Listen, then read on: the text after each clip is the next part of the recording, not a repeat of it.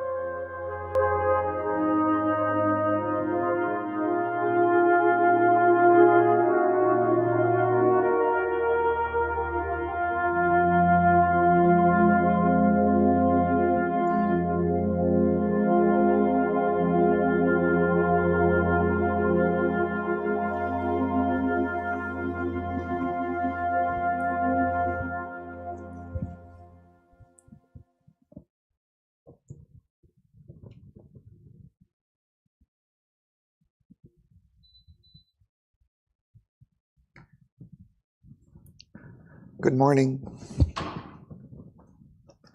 So we're reading in Book 10, Canto 4,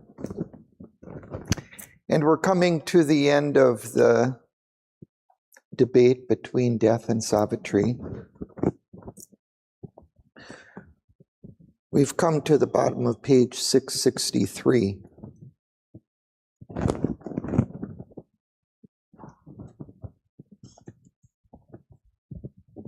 So they've had a long debate extending over, 75, 80 pages. And they've each been arguing their different points of view about the nature of reality, the nature of love.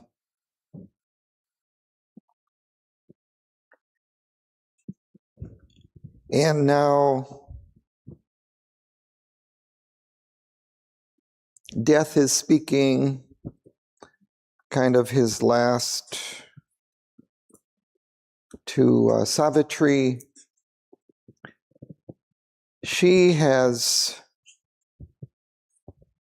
been describing the evolution, and in the last reading that we had, the highest reaches that evolution has taken up until now, up into the realization of the highest spiritual mind planes.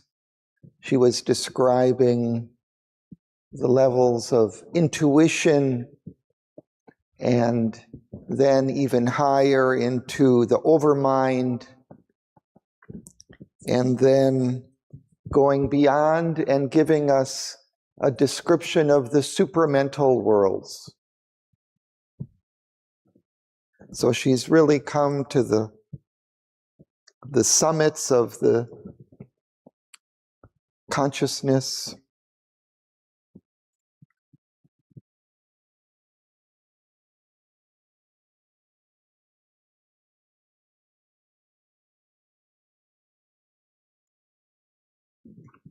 Maybe I can read a little just from that.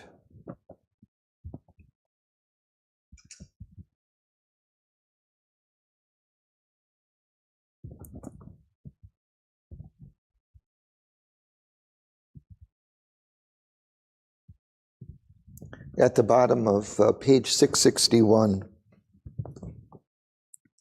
she says, "There the perfection born from eternity calls to it the perfection born in time. The truth of God surprising human life, the image of God overtaking finite shapes. There in a world of everlasting light, in the realms of the immortal supermind, truth who hides here her head in mystery, her riddle deemed by reason impossible, in the stark structure of material form, unenigmaed lives, unmasked her face, and there is nature and the common law of things. There in a body made of spirit stuff, the hearthstone of the ever-living fire, action translates the movements of the soul. Thought, steps, infallible and absolute, and life is a continual worship's rite, a sacrifice of rapture to the One. A cosmic vision, a spiritual sense, feels all the infinite lodged in finite form, and seen through a quivering ecstasy of light, discovers the bright face of the bodiless, in the truth of a moment, in the moment's soul, can sip the honey wine of eternity. A spirit who is no one and innumerable, the one mystic infinite person of his world, multiplies his myriad personality. On all his bodies seals his divinity's stamp and sits in each immortal and unique.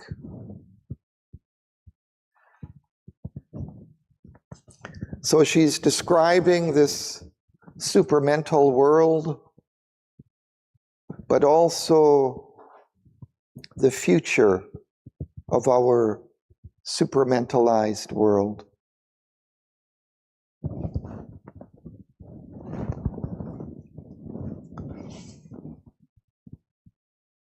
And then death is replying to her on page 663.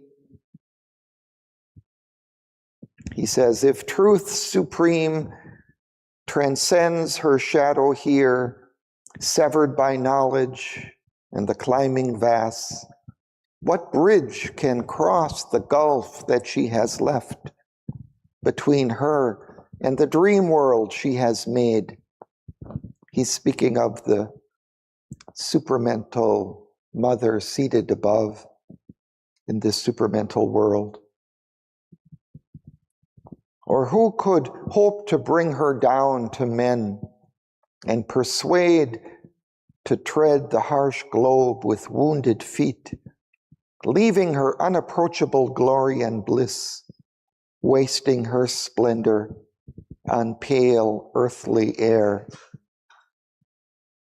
Is thine that strength, O beauty of mortal limbs, O soul who flutterest to escape my net? Who then art thou hiding in human guise? So that's where we left off. And perhaps today we'll start on this side. Would you like to read? Just 1 second, he'll come with.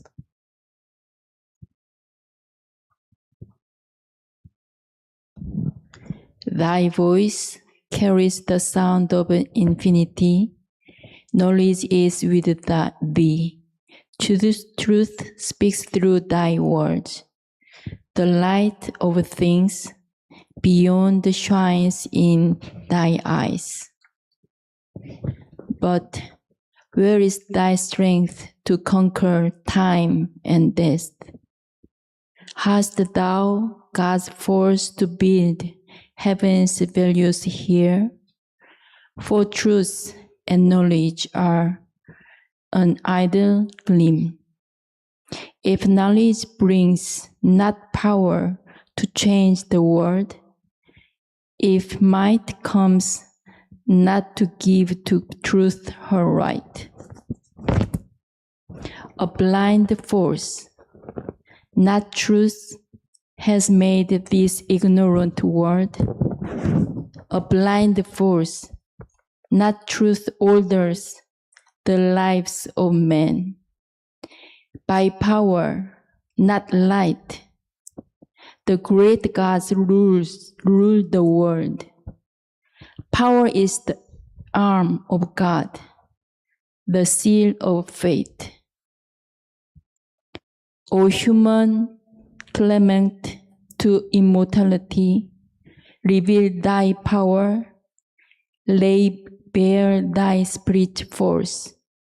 Then will I give back to thee Satyavan. Or if the mighty mother is with thee, show me her face, that I may worship her. Let deathless eyes look into the eyes of death. An imperishable force touching brute things, transform earth's death into immortal life. Then can thy dead return to thee and live. The prostrate earth perhaps shall lift her gaze and feel near her the secret body of God, and love and joy overtake fleeing time. Thank you. We'll pause there.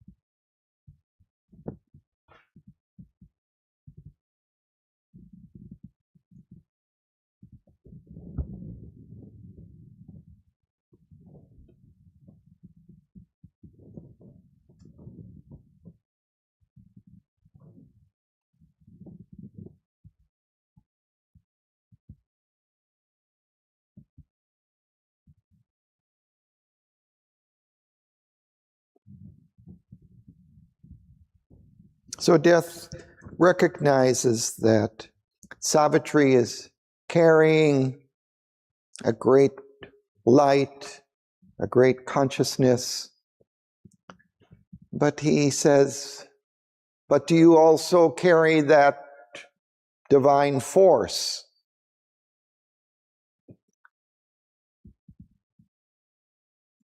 Hast thou God's force to build heaven's values here? For truth and knowledge are an idle gleam if knowledge brings not power to change the world.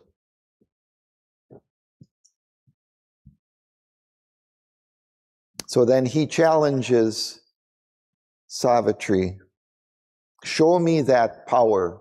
If you carry that, then I will give you back Satyavan.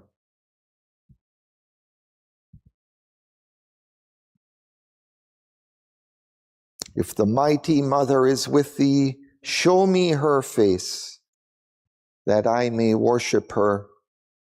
Let deathless eyes look into the eyes of death. An imperishable force touching brute things, transform earth's death into immortal life. Then can thy dead return to thee and live. So he insists that she show that force to actually force him to give back the Satyavan.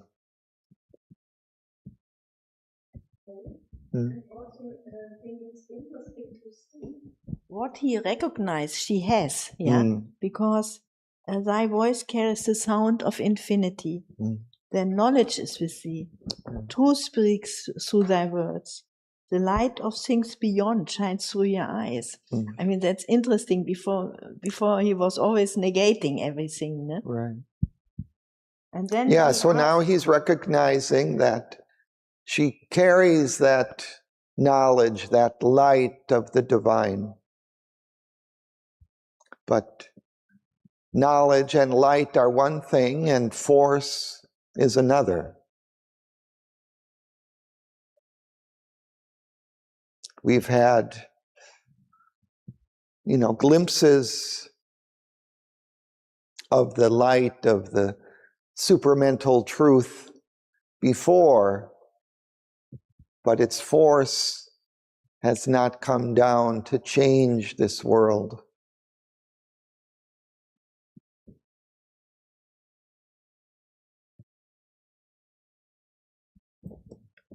So he's given her the challenge, show me that force.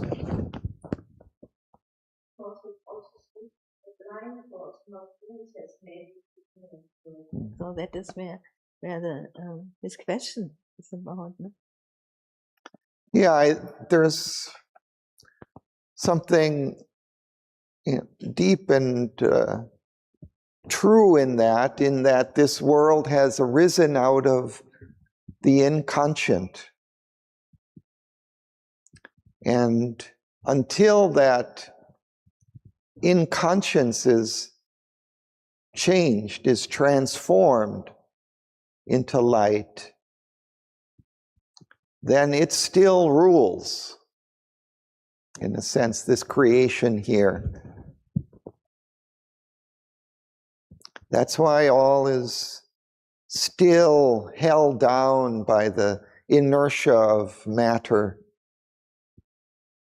It's that blind force that has evolved into higher forms, more organized forms of energy and consciousness. But that inconscient basis of all of that is still holding it back. And it's that the Divine Mother has come to change, that fundamental bedrock from which all has arisen here in this evolutionary world. Of course, the divine was in that, involved, secret, but it was always held back.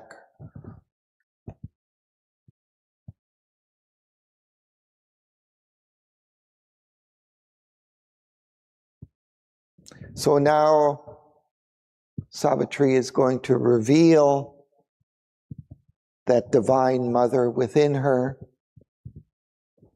to Death and look into his eyes as he's challenged. So let's continue, Margaret.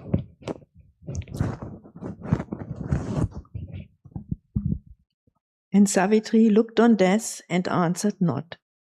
Almost it seemed as if in his symbol shape the world's darkness had consented to heaven light, and God needed no more the inconscient screen. A mighty transformation came on her. A halo of the indwelling deity, the immortal's lustre that had lit her face and tinted its radiance in her body's house, overflowing made the air a luminous sea. In a flaming moment of apocalypse, the incarnation thrust aside its veil. A little figure in infinity yet stood and seemed the eternal's very house, as if the world's center was her very soul, and all white space was but its outer robe. A curve of the calm hauteur of far heaven, descending into earth's humility, her forehead span vaulted the omniscient gaze, her eyes were two stars that watched the universe. Thank you. Let's pause there.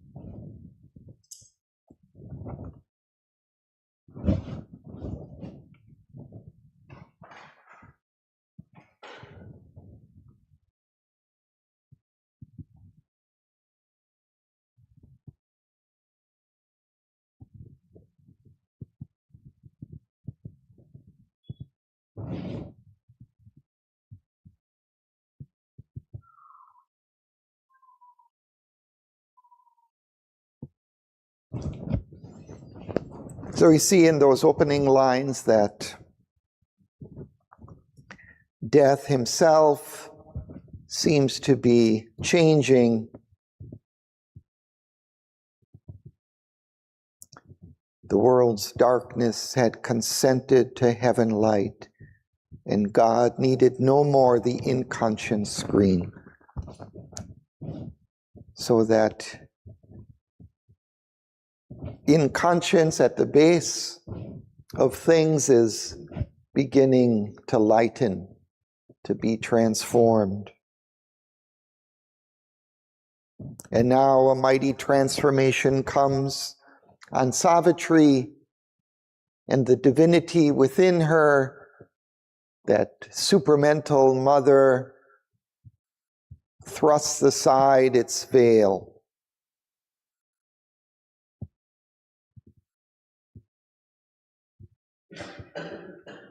A halo of the indwelling deity, the immortal's luster that had lit her face and tinted its radiance in her body's house, overflowing made the air a luminous sea.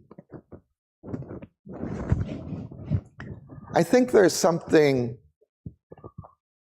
unique about this revelation of the Divine Mother, that it's no longer confined to her personal self. That here we see it's overflowing around her.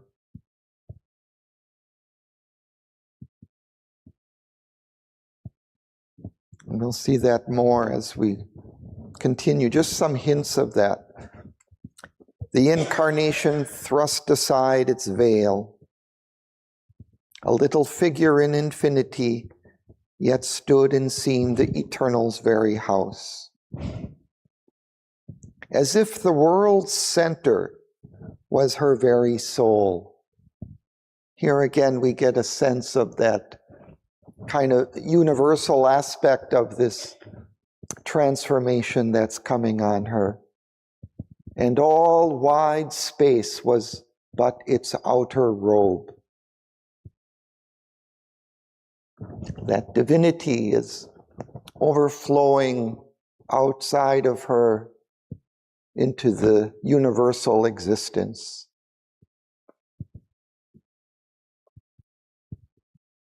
A curve of the calm hauteur of far heaven. That's the height, this hauteur. Height. It's a French word for height. Descending into earth's humility, her forehead span vaulted the omniscient's gaze. Her eyes were two stars that watched the universe. Again, we get a sense of her universal realization and manifestation. And now we'll get another description of her chakras opening. But if we recall earlier, there was another description of this when she had found her soul in the Canto, the finding of the soul, and all her chakras opened, bloomed, and there was that the divine took possession of her personal being. A tent was lodged in cosmic time, I think there is a line, like this first manifestation of the divine in a human being. But it was still kind of her personal self. And here I think it's different in the sense that it overflows more into the universe. So let's look at that. We can continue. Would you like to read? Okay. The power that formed her being summit ran. The presence chambered in Lord's secrecy came down and held the center in her brow. Where the mind Lord in his control room sits, there throned on concentration native seat. He opened that third mysterious eye in man, the unseen eye that look at the unseen. When light with a golden majesty fills his brain, and eternal wisdom drives his choice. An eternal will sees the mortal will. It stood in the lotus of her throat of song, and in her speech throbbed the immortal word. Her life sounded with the step of the world soul, moving in harmony with the cosmic thought. It glides God's sun into the mystic cave, where hits his light from the pursuing God. It gleamed into the lotus of her heart, and woke in it the force that altered fate. It poured into her naval lotus depths, luggage in the little life nature narrow home. On the body longing grow even rapture flower, and made desire a pure celestial flame, broke into the cave where coiled world energy sleep, and smote the thousand-footed serpent force, the blazing tower, and clasped the world self above, join matter dumbness to the spirit whose, and feel earth act with the Savitri silent power. Thanks. Let's pause there.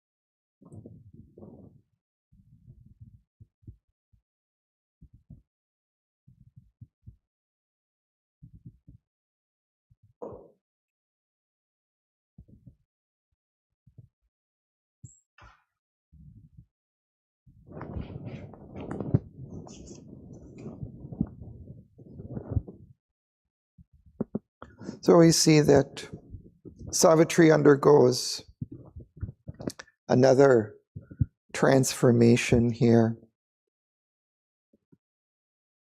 The opening of all these chakras.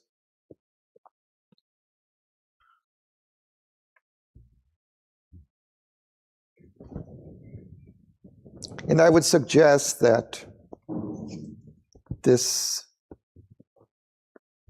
new opening links her more directly with the world and the universe around, and that this light and force coming into her is also overflowing into the world around her.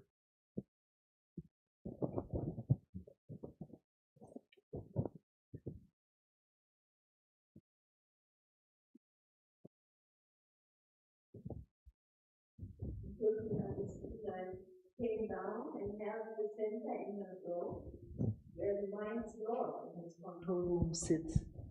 Huh? If you can reflect there a little bit. Yeah, that's in this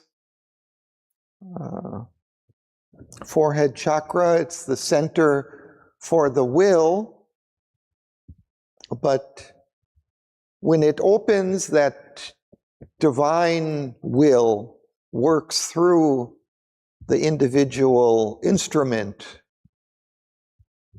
So that's what's happening in her. This is where the divine takes up our will.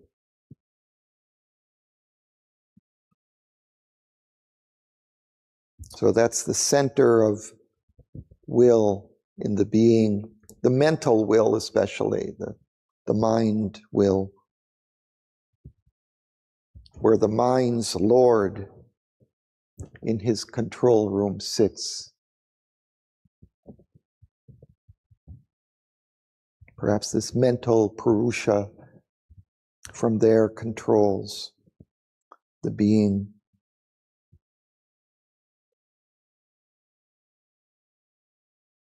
Where the eternal will seizes the mortal's will.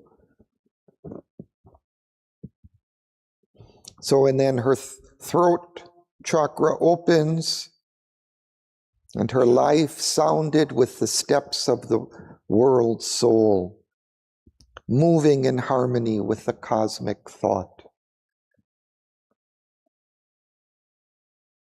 And then into the lotus of her heart, and woke in it the force that alters fate.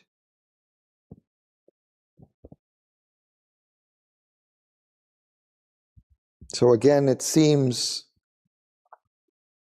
a more powerful force has come that can alter fate.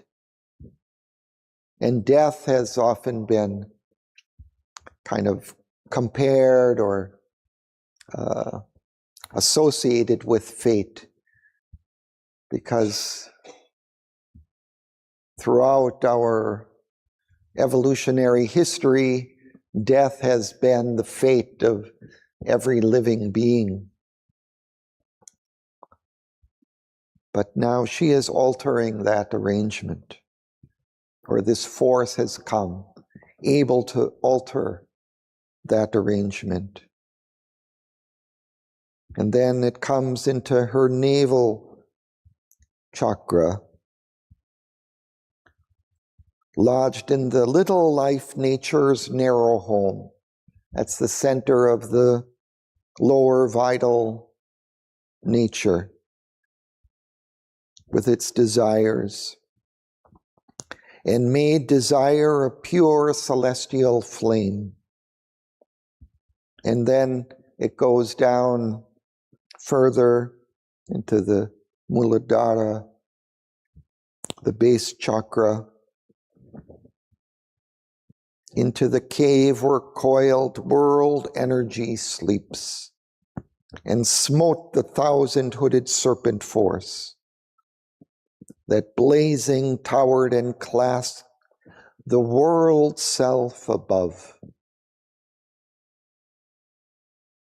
Again, we see it, this more universal aspect, enjoined matter's dumbness to the spirit's hush, and filled earth's acts with the spirit's silent power.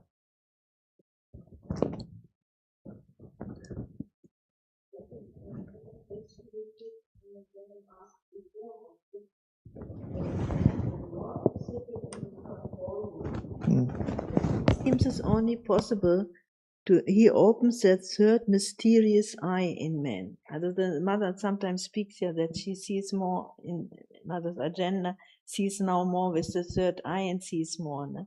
So that is only possible when this is open. Ne? Yeah, that is also, I think, a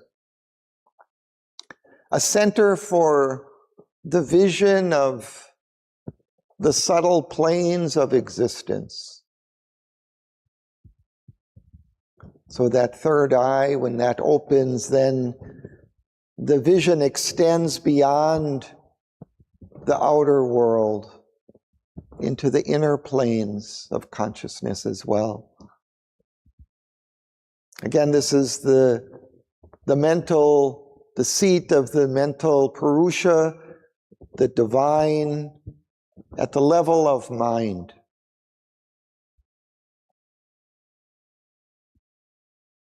So it can look and see what's happening in those inner planes of consciousness.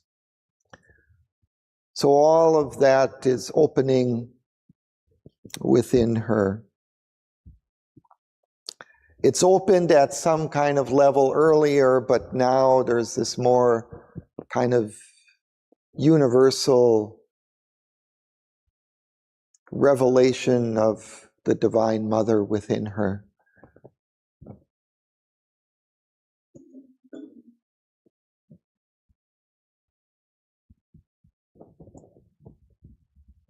So let's continue.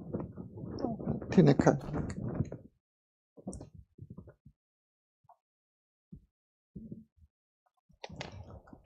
Thus changed, she waited for the word to speak.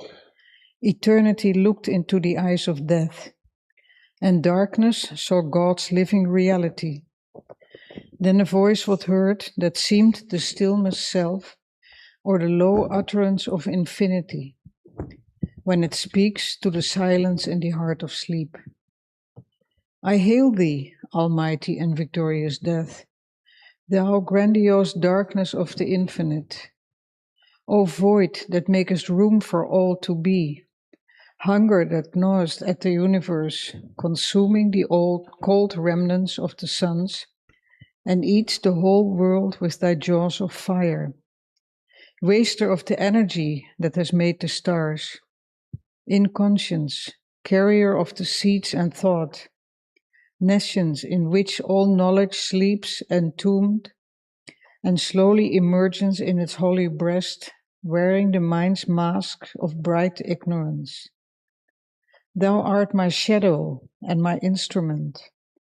I have given thee thy awful shape of dread, and thy sharp word of terror and grief and pain, to force the soul of man to struggle for light on the brevity of his half-conscious days. Thank you. Let's pause there.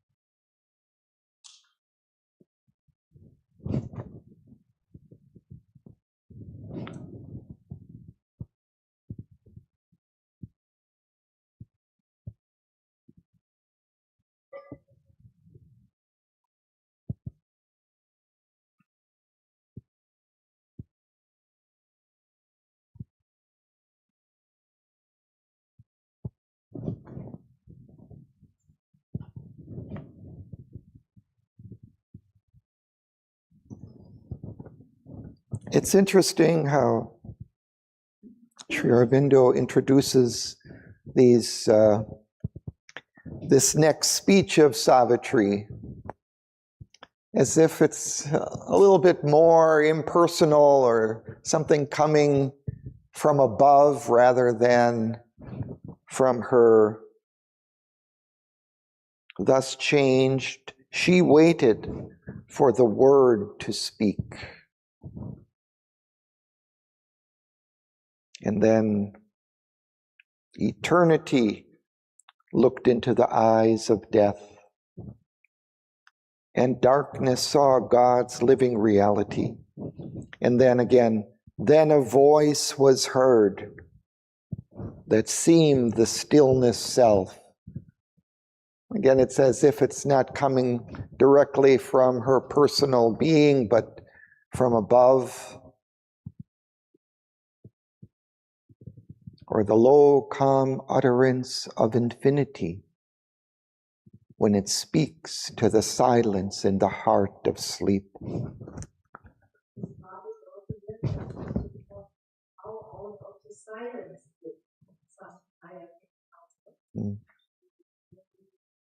Yeah, how the word, the divine word emerges out of that silence. So, and then she speaks, and she gives another significance to the nature of death here. And she says, I hail thee, almighty and victorious death, thou grandiose darkness of the infinite. It's even there, he assumes a kind of a different significance, that being the darkness of the infinite. He is also a form of the divine. O void that makest room for all to be.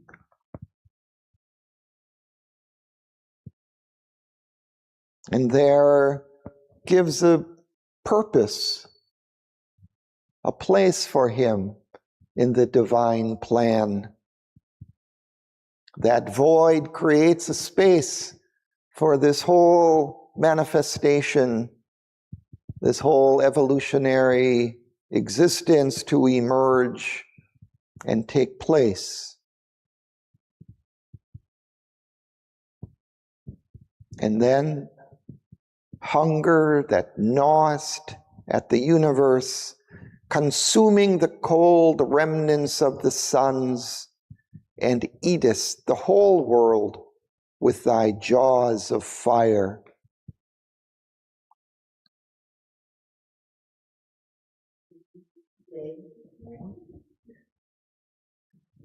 Well, he's also the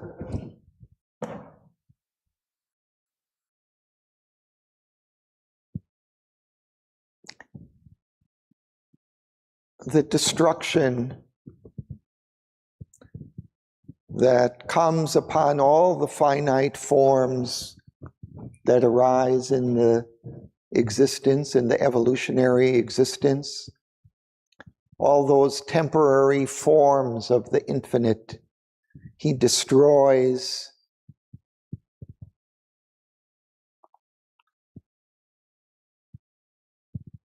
Waster of the energy that has made the stars.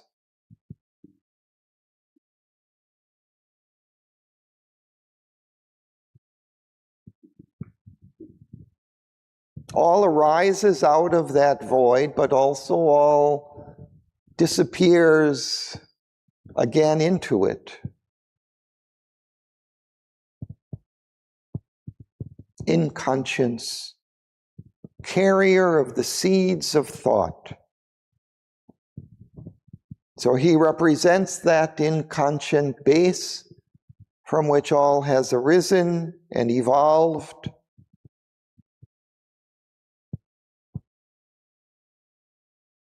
Within that inconscience are these seeds of thought, these seeds of consciousness which have sprouted, which have evolved over time. Nescience, absence of consciousness or knowledge, in which all knowledge sleeps entombed and slowly emerges in its hollow breast, wearing the mind's mask of bright ignorance. So he represents that nescience in which this evolution of consciousness is taking place, this ignorance of mind which has arisen out of it. And then she says, thou art my shadow and my instrument. I have given to thee thy awful shape of dread, and thy sharp sword of terror and grief and pain. Why? To force the soul of man to struggle for light on the brevity of his half-conscious days.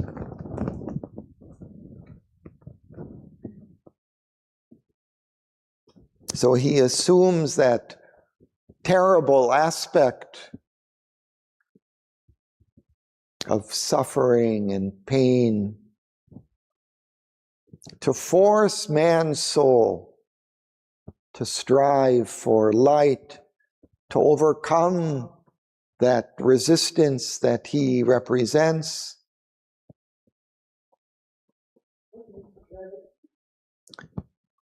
A shortness, short time, brief.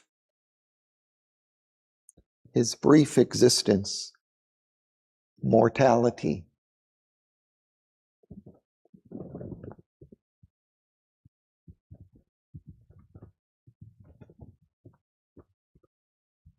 So that death that is our fate hangs over us, strives, it stimulates us to strive, to make something of our brief lives. So we don't just sit back and relax and do nothing.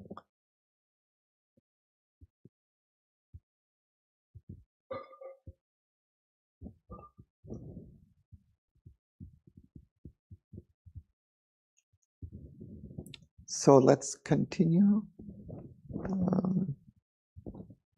I think Helmut, you.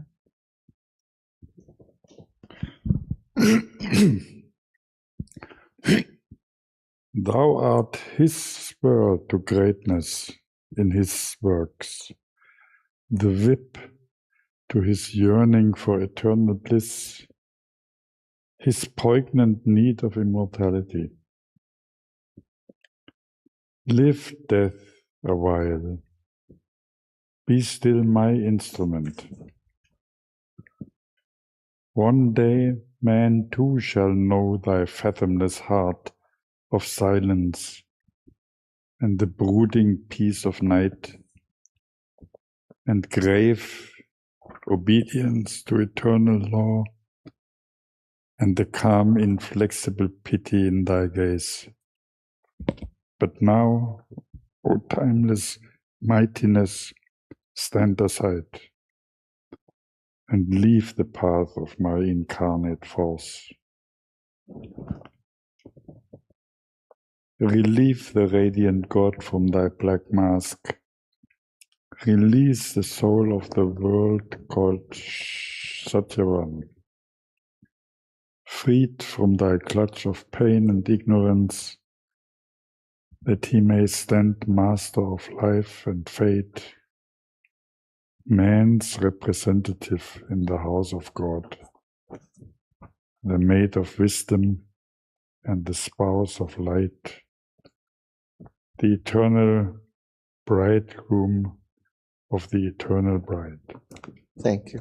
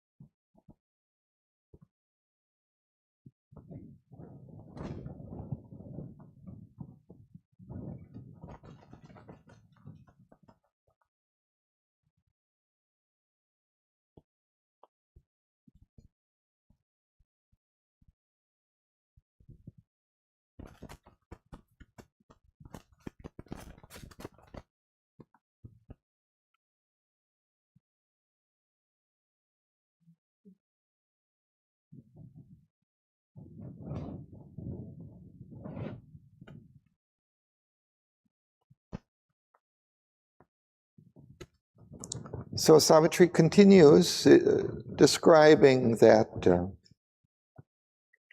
role that death plays in the existence to force the soul of man to struggle for light. She says that he's this man's spur to greatness in his works, and the whip to his yearning for eternal bliss, and his poignant need of immortality.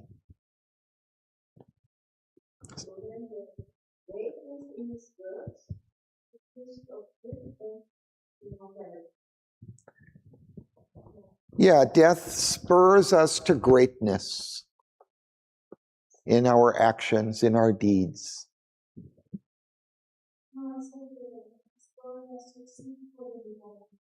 Yeah. In short, that's the...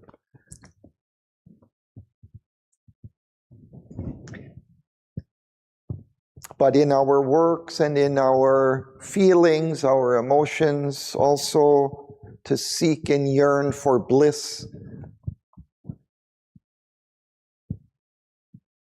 rather than for transient pleasures. And our need for immortality. Always we've kind of struggled for immortality, and we've used different forms of leaving a legacy or leaving children and our progeny behind, or in our works through some greatness and trying to achieve immortality through our actions, our creations.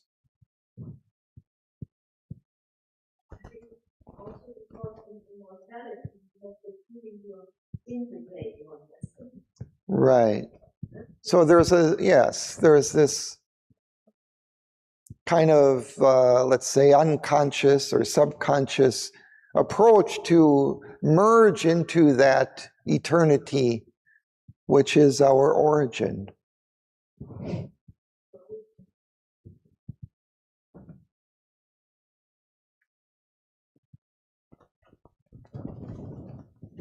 And then she says something interesting, a little curious.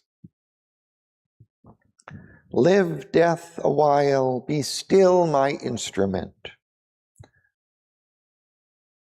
One day man too shall know thy fathomless heart of silence and the brooding peace of night and grave obedience to eternal law and the calm, inflexible pity in thy gaze.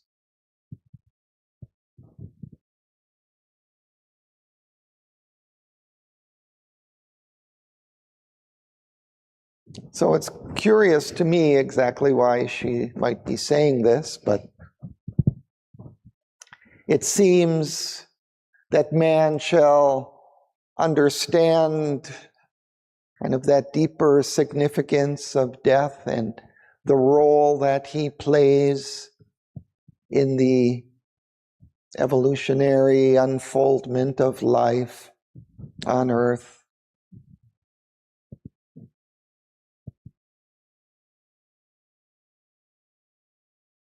Rather than just be terrified of death, but to understand it has a role, a place. But then she says, but now, O timeless mightiness, stand aside and leave the path of my incarnate force.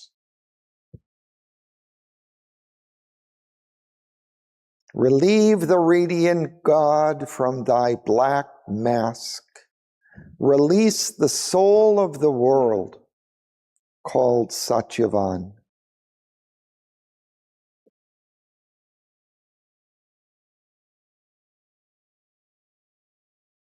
So she's commanding him to step aside, and to release Satyavan, the soul of Satyavan, but here she calls him the soul of the world. Radiant God.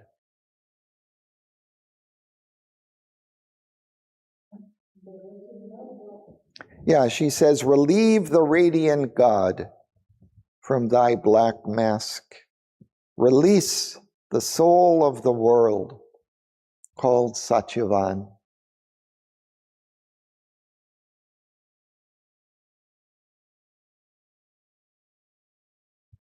Freed from thy clutch of pain and ignorance, that he may stand master of life and fate. Man's representative in the house of God, the mate of wisdom and the spouse of light, the eternal bridegroom of the eternal bride.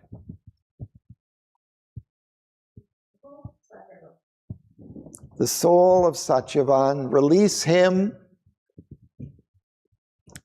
but it carries this wider significance that he's representing the soul of the world, that he is man's representative in the house of God.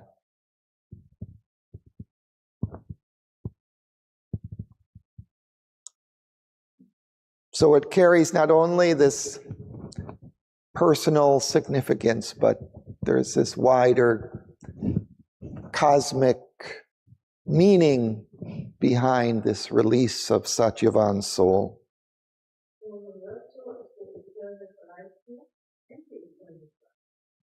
Yeah, he is the eternal bridegroom.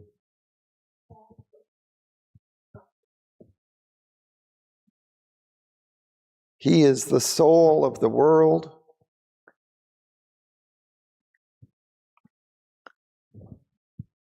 And she is the nature, the divine nature. He is the divine soul.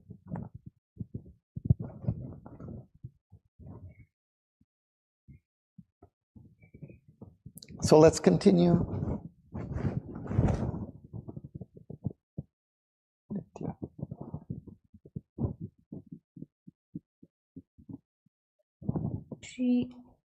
She spoke.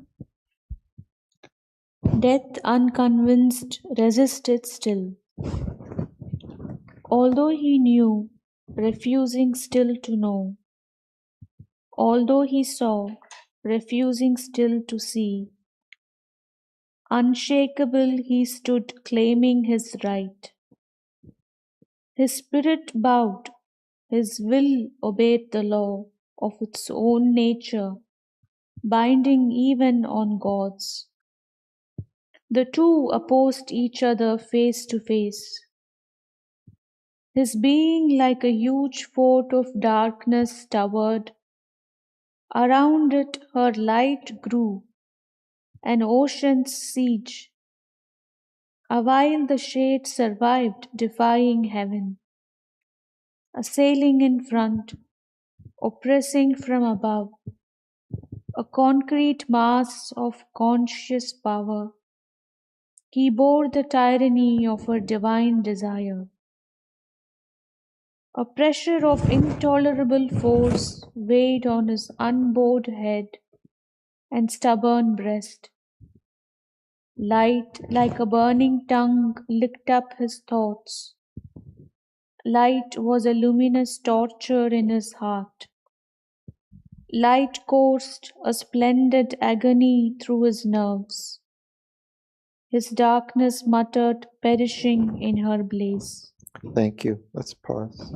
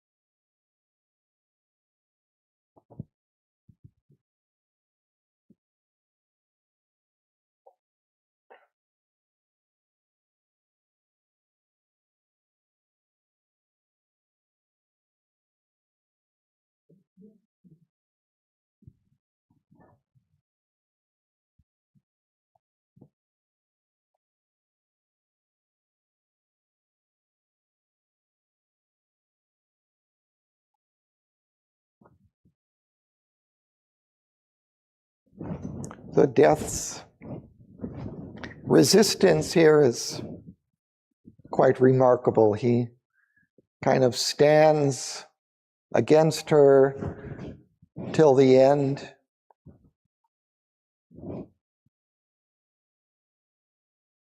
He resisted still, although he knew, refusing still to know.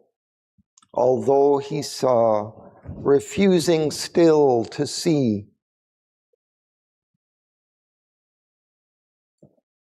Like earlier, he had seen that divinity shining out through Savitri's face, but he said, still, show me thy force.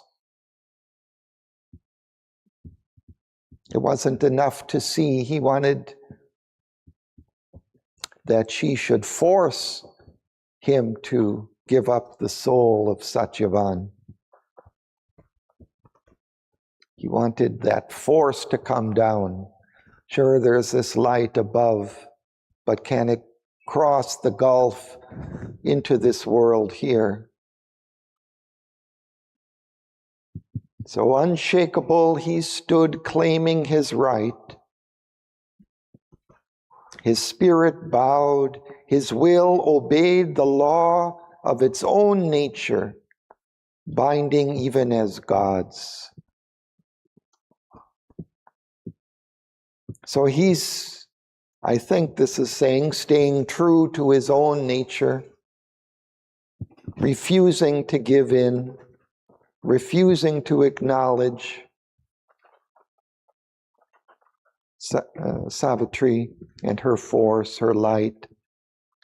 So the two opposed each other, face to face. His being like a huge fort of darkness towered. Around it her light grew, an ocean's siege.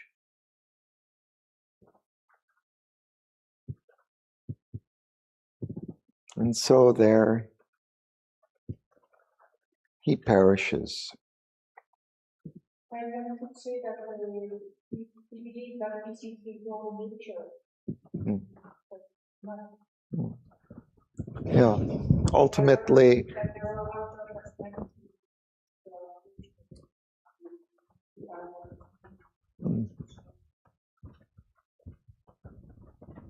Yeah, he stayed true to his, let's say, present nature.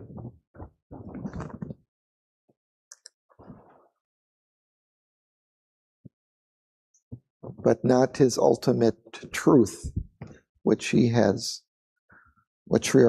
has described and revealed through Savitri.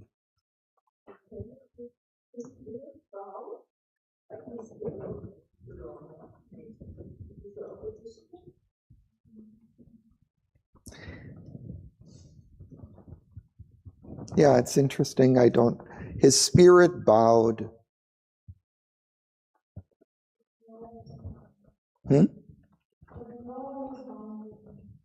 His law is binding.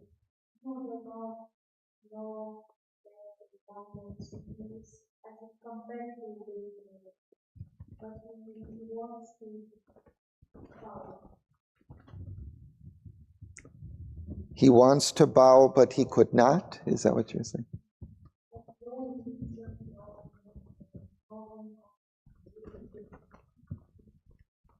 His spirit bowed. His maybe also what people our mind will bow, but the rest of our nature is not. Yeah, in that sense, maybe part of him is acknowledging, but he still follows his nature.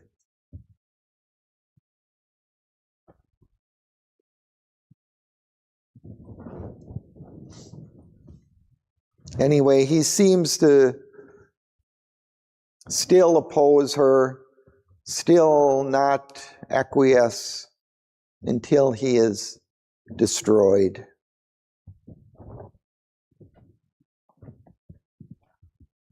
And it says something, I think, about the the nature of evil, darkness in the world, that it also now resists and holds out till the end, as long as it can.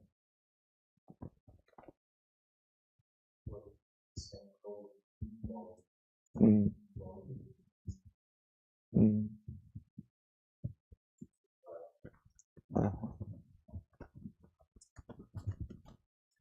Yeah, we have this nature that we've become accustomed to, with its pain and suffering.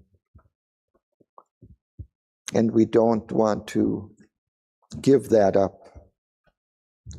Death is like that. What I find interesting in this meditation is that it describes here a war. It's a war with the fort of darkness and the siege of the ocean.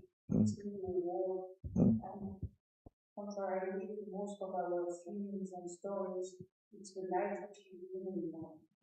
It's overcoming everything. It's very rare in our story.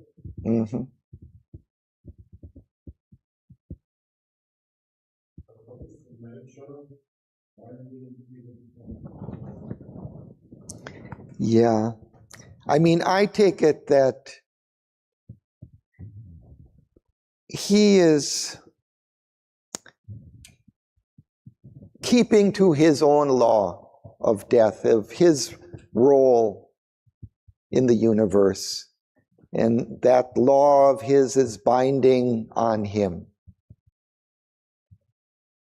That's how I interpret it. But perhaps it's also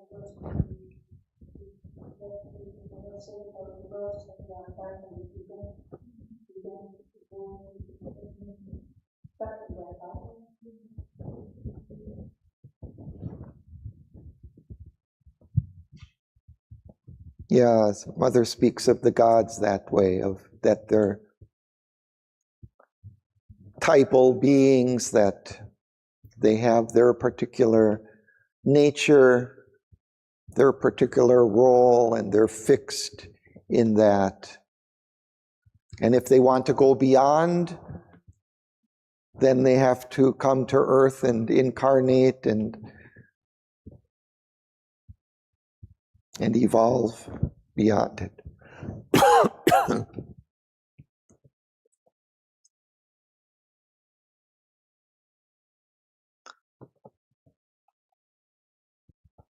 So he is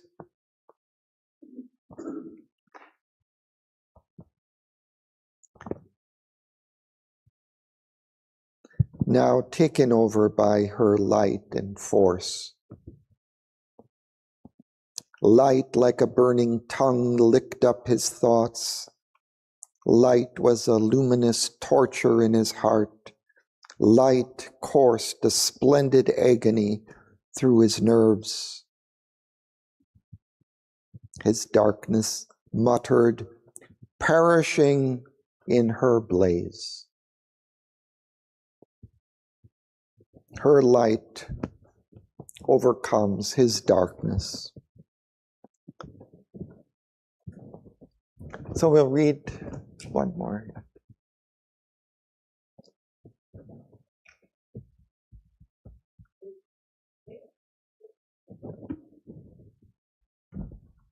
Just have to find 946.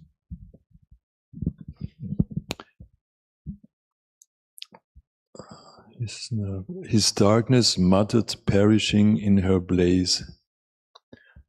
Her mastering word commanded every limb and left no room for his enormous will that seemed pushed out into some helpless space and could no more re-enter but left him void.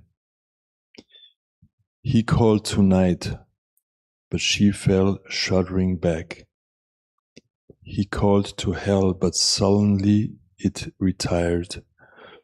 and turned to the inconscient for support, from which he was born his vast sustaining self. It drew him back towards boundless vacancy, as if by himself to swallow up himself. He called to his strength, but it refused his call. His body was eaten by light, his spirit devoured.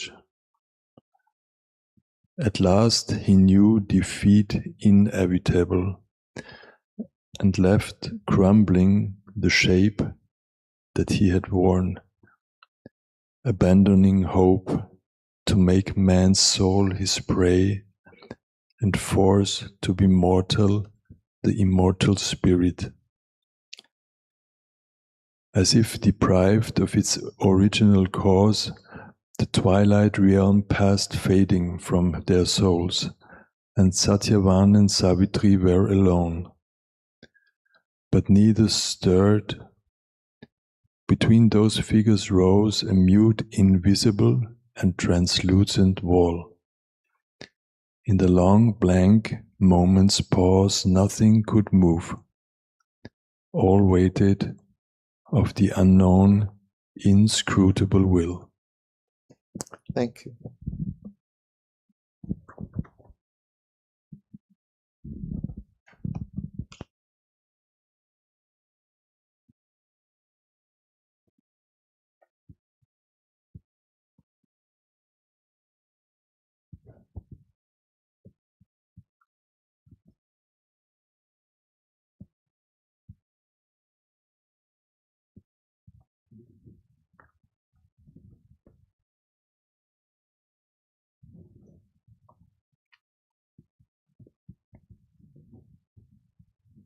So death is defeated, his body eaten by light, his spirit devoured. And then he left the crumbling shape that he had worn, abandoning hope to make man's soul his prey, and forced to be mortal the immortal spirit. So he leaves his form, and he fled, shunning her dreaded touch, and refuge took in the retreating night. So he enters back into that void or darkness from which he had arisen. And then there's a change there in the world in which they are situated, Savitri and Satyavan, the dream twilight of that symbol world.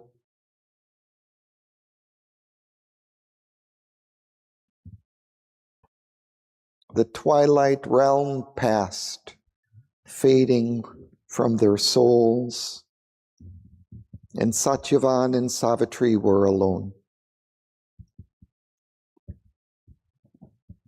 So that whole world in which they were carrying out this battle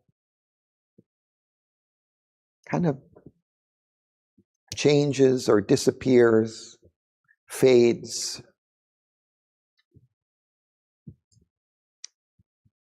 And Savitri and Satyavan are there. But between them, there's still some kind of division, some translucent wall. And now we have to see the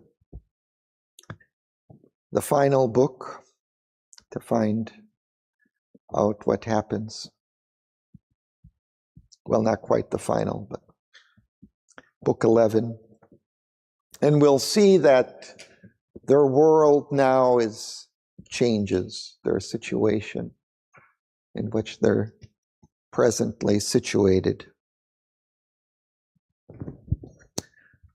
So we take that up next time.